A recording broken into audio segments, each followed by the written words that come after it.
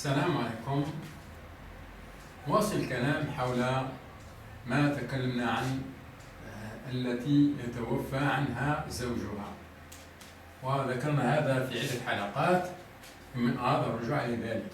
وصلنا إلى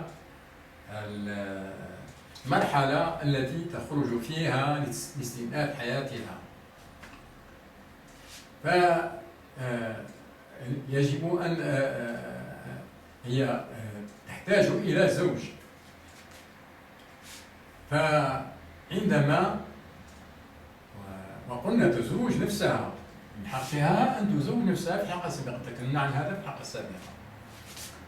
الآن عندما تجد من يليق بها وتريد الزواج منه، هي الآن تتزوج.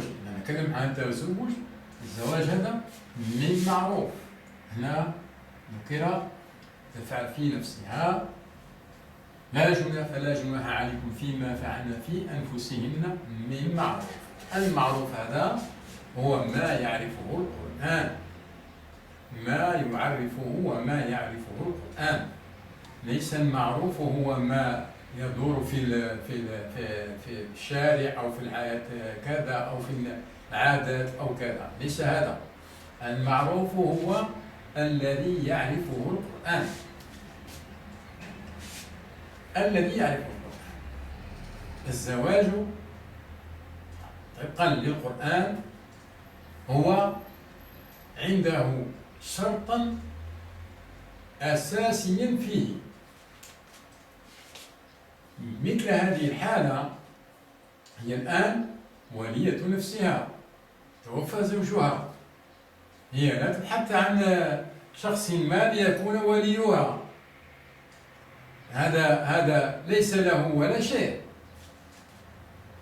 هي الآن ولية نفسها، لقيت ما وجدت من يليق بها. الشرط الوحيد هو العقد بمهر. الشرط الوحيد في هذا الزواج حالة مثلها هو العقد بمهر. كيفما كان ذلك المهر، صغيرا أم كبيرا، تتفق مع شخص ما، تعقد معه الزواج. الذي يجب هو أن يقدم مهر مهما كان ذلك المهر، كيفما اتفقت معه ذلك المهر، كبيرا أو صغيرا. هذا هو الشرط الوحيد في زواجها. لا شهود ولا ولي أمر من هنا ومن هنا.